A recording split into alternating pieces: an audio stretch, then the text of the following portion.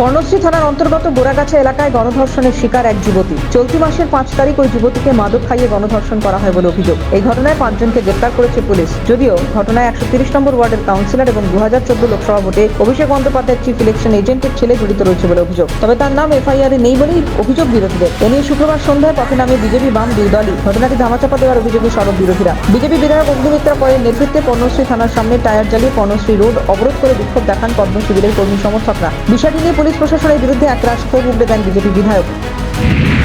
নির্যাতিতার পরিবারকে ভয় দেখানো হচ্ছে, অভিযোগ অগ্নিমিত্রা পলের। লোকরা বলছেন যে মেয়েটিকে এবং মেয়েটির পরিবারকে ভয় দেখিয়েছে, যেমন করে থাকে তৃণমূল।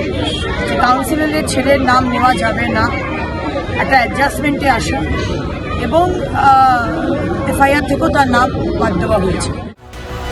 এদিকে একই দাবিতে বিক্ষোভ দেখান সিপিএম এর কর্মী সমর্থকরাও। কৌস্তব চট্টোপাধ্যায়ের নেতৃত্বে অবস্থান বিক্ষোভ সহ প্রতিবাদী সড়ক সিপিএম এর কর্মী সমর্থকরা। পুলিশের বিরুদ্ধেও স্লোগান তুলতে দেখা যায় বাম কর্মী সমর্থকদের। প্রায় 2 ঘন্টা ধরে বিক্ষোভ দেখানোর পর অবরোধ তুলে নেন বিক্ষোভকারীরা। অভিযুক্ত গ্রেপ্তারের দাবি সিপিএম নেতা কৌস্তব চট্টোপাধ্যায়।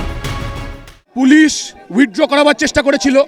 তৃণমূলের নেতারা অন্য উপায়ে কেসটা রেজিস্টার করতে চায়নি। কর্ণশ্রী থানা জোর করছিল, চাপ দিচ্ছিল মেয়েগুলোর ওপর যাতে কেস উইথড্র করা হয়।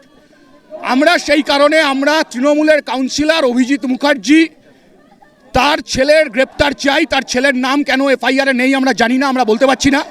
আর নির্লজ্জ কর্ণশ্রী থানা, গোটা রাজ্যে শাহজাহানরা ছড়িয়ে পড়েছে, শিবুরা উত্তমরা ছড়িয়ে পড়েছে। আর তৃণমূলের নেতৃত্বে আজকে নারী দিবসে যে কলঙ্কিত, যে আন্তর্জাতিক নারী দিবসে যে ঘটনা ঘটল, নির্লজ্জতা পুলিশ মন্ত্রীর আমরা পদত্যাগ চাইছি। বিরোধীরা পথে নামলেও তৃণমূলের দাবি অভিযুক্তদের সবাইকে গ্রেপ্তার করা হয়েছে। পাশের 129 নম্বর ওয়ার্ডের কাউন্সিলরের স্বামী কি বললেন শুনুন। যে 5 জনের বিরুদ্ধে মেয়েটি অভিযোগ করেছে তাদের প্রত্যেককে বাড়ি থেকে অ্যারেস্ট করা হয়েছে, বাড়ি থেকে কিংবা অন্য জায়গা থেকে অ্যারেস্ট করিয়ে